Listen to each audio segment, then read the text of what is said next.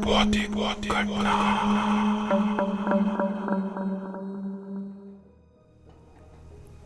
एक रात मैंने किसी ऐसे शख्स को अपने बस में देखा जो ना तो मेरे सामने बस में चढ़ा था और ना ही उतरा था, पर उसके बावजूद भी वो हर दिन मुझे एक ही सीट पर बैठा मिलता और हमेशा एक ही स्टॉप पर आकर अपने आप गायब हो जाता। दोस्तों, आज के भौतिक घटना के एपिसोड को हम माधवन जी के पॉइंट ऑफ व्यू से सुनेंगे, जिनके साथ ये घटना वास्तव में घटा था।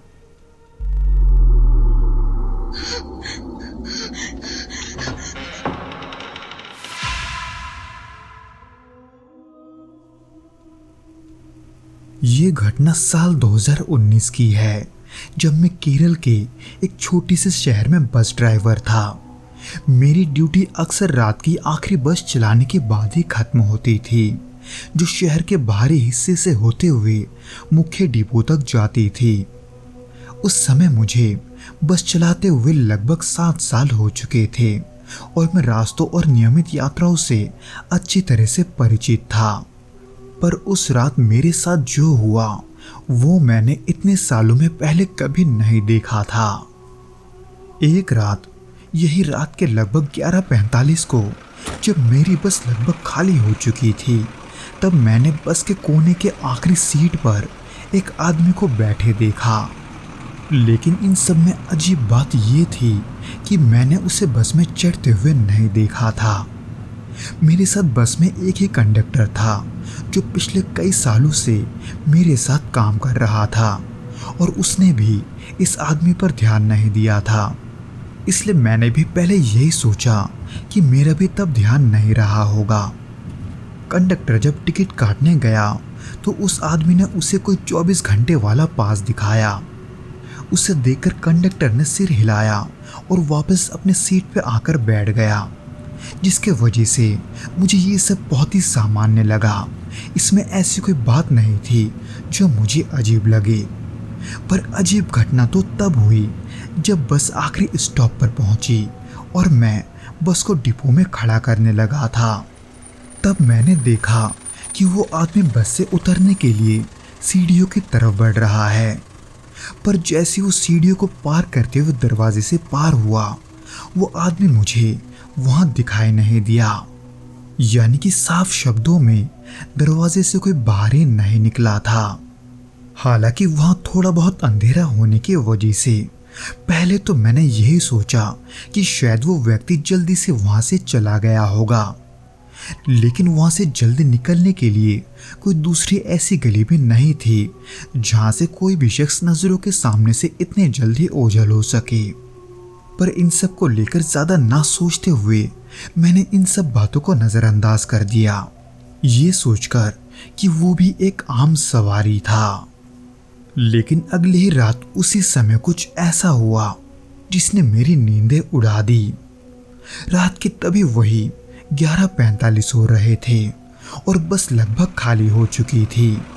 मैं बस चला रहा था और कंडक्टर अपने पैसे गिन रहा था। उसी बीच हम एक सुनसान बस स्टॉप को पार कर चुके थे, जहां उस समय कोई भी नहीं था, इसलिए मैंने वहां बस भी नहीं रोकी थी।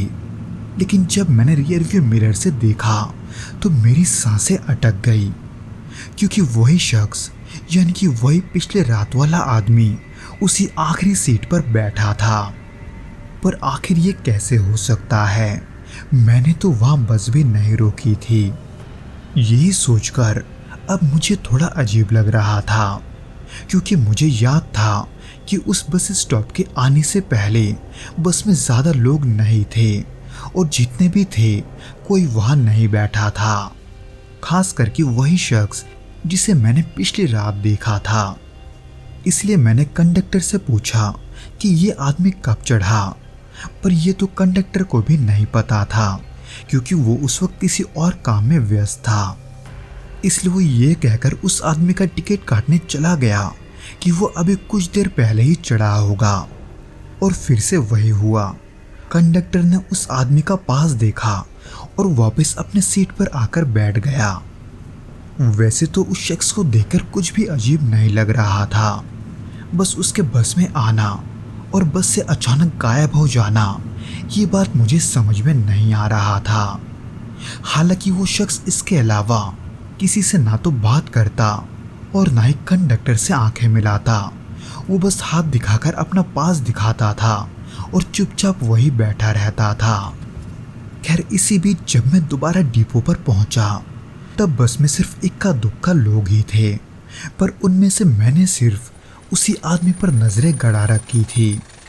हालांकि जब बस से उतरने का समय आया तब भी उस व्यक्ति ने अपने सीट को नहीं छोड़ा था, बल्कि वो बाकी लोगों के उतरने का इंतजार कर रहा था।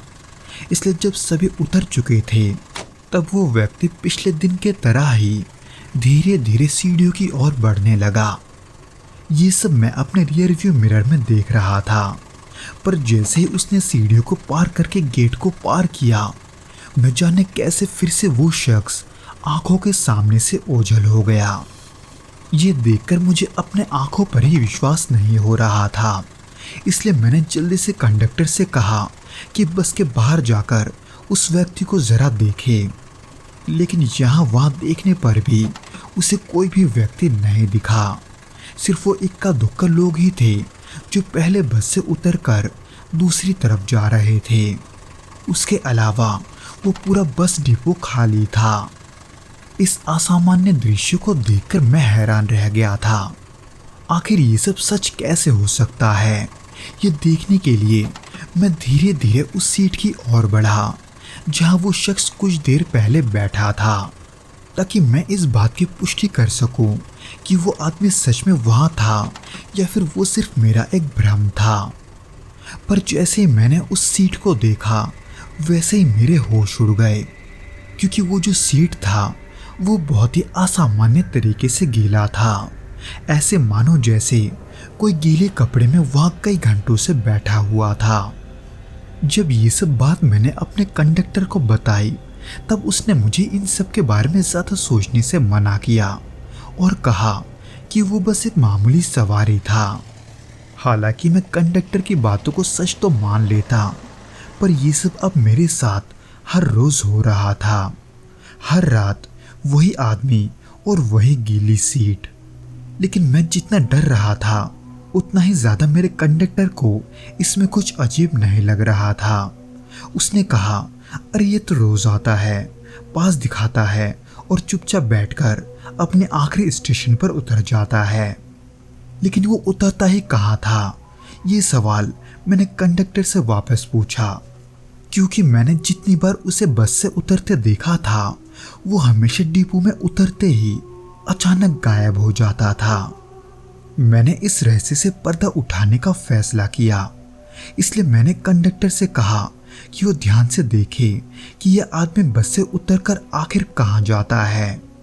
लेकिन अजीब बात तो ये थी कि जब मैंने कंडक्टर को सतर्क किया तो वो आदमी 2-3 दिनों तक दिखाई नहीं दिया, जिसकी वजह से मैं धीरे धीरे उसे भूलने लगा था। लेकिन फिर अचानक कुछ हफ्तों के बाद एक रात वो शख्स मुझे फिर से बस में दिखाई दिया। इस बार मैंने कंडक्टर से उसकी हरकतों पर नजर रखने की बात कही। उसके अलावा बस में सब कुछ सामान्य था। पहले की तरह ही उसने अपना पास दिखाया और चुपचाप अपने स्टॉप आने का वेट करता रहा। उसी दौरान मैंने कंडक्टर से ये पूछा कि क्या उसने पिछले बस स्टॉप पर उसे चढ़ते हुए देखा था। उस बस स्टॉप पर मैं पिछले बार के तरह ही नहीं रुका था, क्योंकि वहाँ कोई ऐसा शख्स नहीं था जो या तो उतरना चाहता हो या बस में चढ़ना चाहता हो, यानी कि वो बस स्टॉप पूरी तरह से खाली था। पर इसके बावजूद भी कंडक्टर ने यह कहकर इस बात को टाल दिया कि वो शख्स शायद से पिछले स्टॉप पर चढ़ा होगा। पर मैं अंदर ही अंदर ये जानता था कि बात कुछ और ही है। इसी बीच हम कुछ देर चलने के बाद डिपो तक पहुंच गए थे, जिसके बाद वही सीढ़ियां और वही दरवाज़ा। वो शख्स धीरे से सीढ़ियों की तरफ बढ़ा, लेकिन जैसे उसने आखिरी सीढ़ी पर पैर रखा वो अचानक हमारे पलक झपकते ही आंखों के सामने से ओझल हो गया। ये सब देखकर जहां मैं आश्चर्य से खड़ा था वही कंडक्टर बस से बाहर निकलकर यहाँ वहाँ उस शख्स को ढूंढने लगा, पर उस डिपो पर हमारे अलावा और कोई नहीं था। ये सब अपने आंखों से देखने के बाद वो कंडक्टर भी अब ये समझ चुका था कि बात कुछ और ही है, इसलिए उसने ये फैसला किया कि अगली बार जब वो उस शख्स को देखेगा तो वो उससे बात करेगा। पर उस रात के बाद से ना ही कंडक्टर ने उस शख्स को देखा और ना ही मैंने, बल्कि जिस स्टॉप से मैं उस व्यक्ति को अपने बस पर चढ़ा हुआ देखता था, उस स्टॉप के खाली होने के बावजूद भी मैंने वहां बस को रोकना शुरू कर दिया था। पर मैंने फिर से उस शख्स को दोबारा नहीं देखा। अब वो शख्स क्या था ये तो मैं नहीं जानता, और न ही मैं ये जानता हूँ कि आखिर वो किस मंजिल पर जा रहा था। मुझे बस इतना पता है कि मैंने जो भी देखा वो सब मेरा भ्रम नहीं, बल्कि बहुत ही असामान्य चीज थी, ऐसी चीज जिसे मैं बताकर समझा नहीं सकता।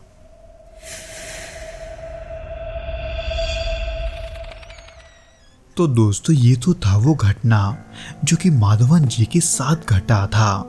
उम्मीद करता हूँ कि आपको ये पसंद आया होगा, और अगर आया हो तो प्लीज़ इस वीडियो को लाइक करके इसे अपने दोस्तों के साथ शेयर ज़रूर करना, और हमें कमेंट करके ये ज़रूर बताना कि आपको ये वीडियो कैसा लगा।